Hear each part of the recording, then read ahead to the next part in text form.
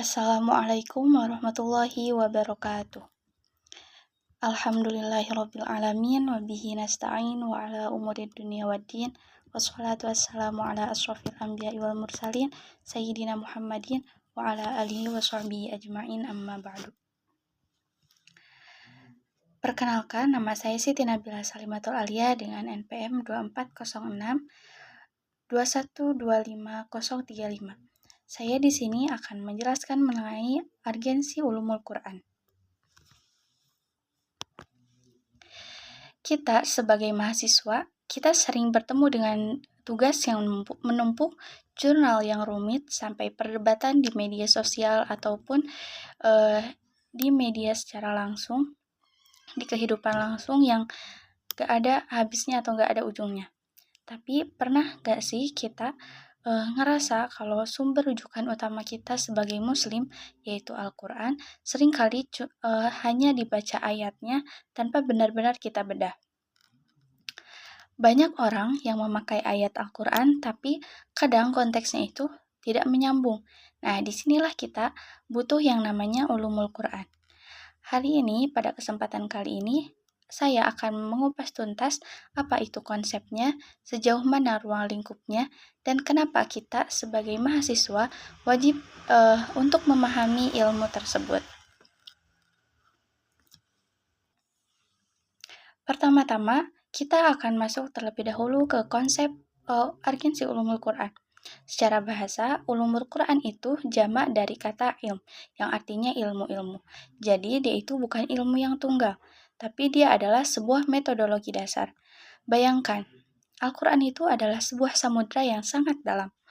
Kamu gak bisa cuma berenang di permukaan, kalau mau ambil mutiara yang sangat indah.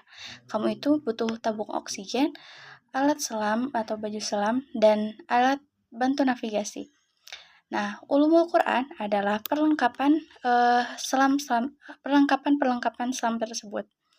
Ia adalah kumpulan disiplin ilmu yang membahas Al-Quran dari segala sisi, cara turunnya, cara bacanya, sejarah penulisannya, sampai rahasia di balik bahasa puitis ayatnya. Tujuan dari ulumul Quran itu hanya satu, yaitu supaya pesan Tuhan yang sakral tersebut tidak dipahami secara serampangan oleh logika manusia yang sangat terbatas ini. Adapun dalil yang menunjukkan bahwa Al-Quran diturunkan itu tidak hanya untuk dibaca atau hanya dihafal, tapi untuk dibedah maknanya tanpa alat atau yang kita sebut sebagai ulumul Quran, mustahil kita bisa melakukan tadabbur yang benar. Terdapat dalam Quran surat Shad ayat 29 yang bunyinya, dalam Quran surat Shad ayat 29 yang bunyinya, Kitabun anzalnahu ilaika mubarakul liyudabbiru ayatihi waliyatazakkaru ulul albab. Yang artinya, ini adalah sebuah kitab yang kami turunkan kepadamu, penuh dengan berkah supaya mereka menghayati atau mentadaburi ayat-ayatnya dan supaya mendapat pelajaran orang-orang yang mempunyai pikiran. Kaitannya dengan kita sebagai mahasiswa yaitu kata ulul albab, yang artinya orang yang berakal atau cendekiawan, merujuk pada kita yang menggunakan intelektualitas untuk memahami pola dan rahasia di balik ayat-ayat Al-Quran.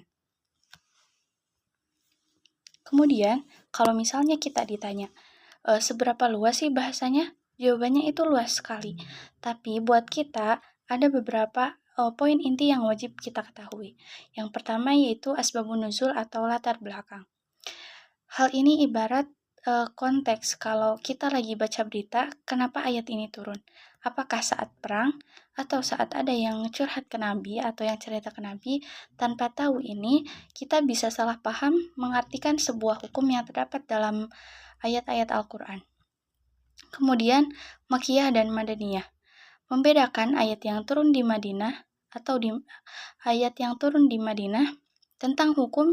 Biasanya ayat yang turun di Madinah itu tentang hukum dan sosial, dan ayat yang turunnya di Makkah yaitu biasanya tentang mental dan tauhid.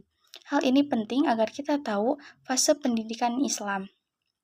Kemudian yang ketiga yaitu ada i'jazul Quran atau mukjizat.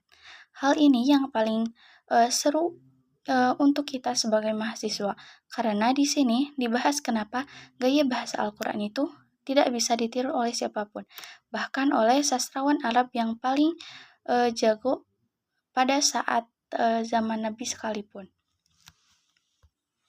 Kemudian yang keempat yaitu nasikh dan mansukh. Mempelajari ayat yang ketentuannya diganti dengan ayat yang lebih baru, ini menunjukkan bahwa betapa dinamis dan progresifnya hukum Allah Subhanahu wa taala. Kemudian yang keempat yaitu ada qiraat, yang ternyata Al-Qur'an itu punya variasi di setiap bacaannya yang sah, yang semuanya itu bermuara kepada Rasulullah SAW. Ini menunjukkan bahwa bukti kekayaan linguistik agama Islam. Sekarang kita masuk ke bagian yang paling krusial. Kenapa kita sebagai mahasiswa yang mungkin jurusan itu teknik, ekonomi, atau komunikasi harus belajar ini? Jadi jurusan-jurusan yang selain dengan yang bersangkutan dengan agama Islam harus belajar tentang ulumul Quran ini, karena yang pertama yaitu agar menghindari mabuk tekstual. Dunia sekarang itu penuh dengan orang yang mengambil satu potongan ayat lalu digunakan untuk menjudge orang lain tanpa tahu konteks ayat tersebut. Kita sebagai mahasiswa, kita diajarkan critical thinking. Jadi ulumul Quran adalah bentuk critical thinking tingkat tinggi dalam agama Islam. Jadi kita itu tidak akan mudah untuk menjudge orang menggunakan tafsir yang tidak jelas asalnya. Kemudian yang kedua yaitu untuk menjawab tantangan zaman. Masalah modern seperti AI, bioetika, atau ekonomi digital tidak ada jawabannya secara tekstual eksplisit di dalam Al-Quran. Akan tetapi prinsip-prinsipnya tersebut ada. Dengan adanya ulumul Quran, kita akan mempunyai alat untuk melakukan ijtihad dan minimal kita memahami bagaimana para ulama tersebut menyimpulkan hukum dari sebuah ayat yang terdapat dalam Al-Quran. Kemudian yang ketiga itu untuk memperkuat kedekatan intelektual dengan Allah Subhanahu wa taala.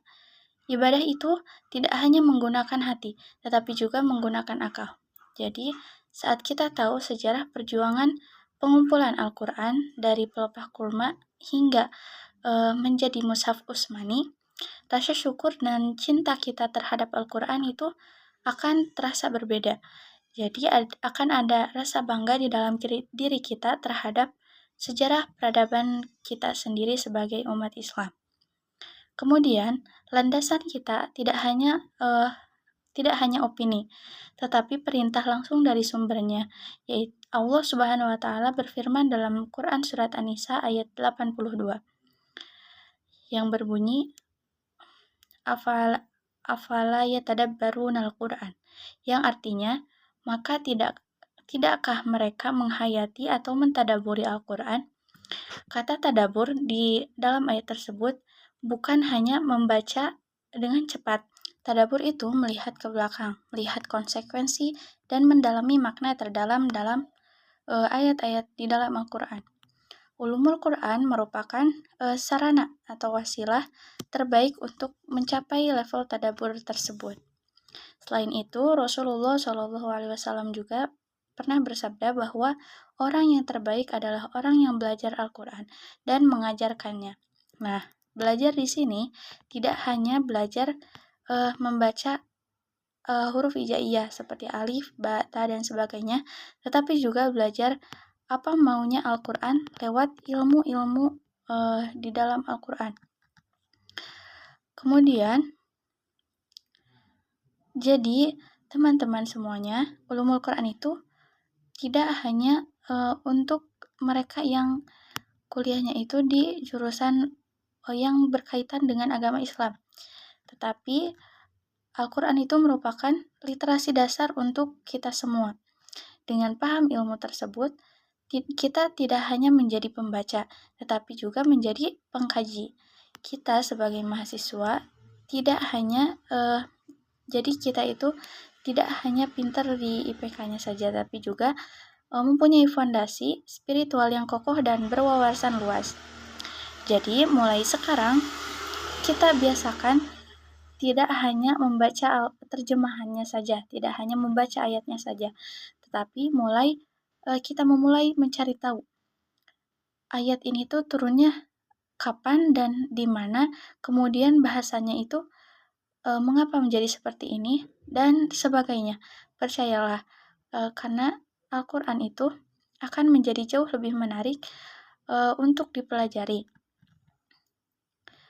Mungkin cukup sekian yang dapat saya sampaikan. Saya Siti Nabila Salimatul Aliyah. Terima kasih sudah menonton video saya. Jangan lupa kita harus terus haus akan ilmu. Mungkin cukup sekian. Wallahul muwaffiq ila aqwamit thoriq. Wassalamualaikum warahmatullahi wabarakatuh.